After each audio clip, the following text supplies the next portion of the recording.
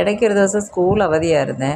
അപ്പം നിവിക്ക് ചമ്മന്തി വേണമെന്ന് പറഞ്ഞ് ചമ്മന്തി അരച്ച് ചമ്മന്തി അരച്ച് എടുത്തുകൊണ്ട് വന്നപ്പോൾ കൊച്ചിന് ഇലയിൽ ചോറ് തിന്നണമെന്നൊരാഗ്രഹം. ഞങ്ങൾ നാട്ടിൽ പോകുന്നതിന് മുന്നേ കുറച്ച് വാഴയില വെട്ടി അത് പീസാക്കി ഇലയപ്പത്തിന് നമ്മളെടുക്കുമല്ലോ, ആ സൈസിന് നമ്മൾ റെഡിയാക്കി ഫ്രിഡ്ജിനകത്ത് കവറിനകത്തൊക്കെ ഇട്ട് റെഡിയാക്കി വെച്ചിട്ട് നാട്ടിൽ പോയായിരുന്നു. പോയിട്ട് വന്നിപ്പോൾ 2 മാസം ആവാൻ പോകുന്നു.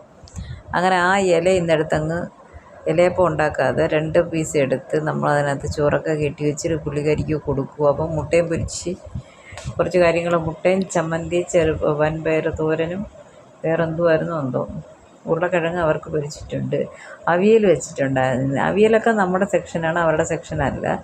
അപ്പോൾ ഈ സംഭവത്തിന് 2 ഇല അങ്ങോട്ട് നടുക്കിൽ വച്ചിട്ട് അഡ്ജസ്റ്റ് ചെയ്താണ് വച്ചേക്കുന്നത്.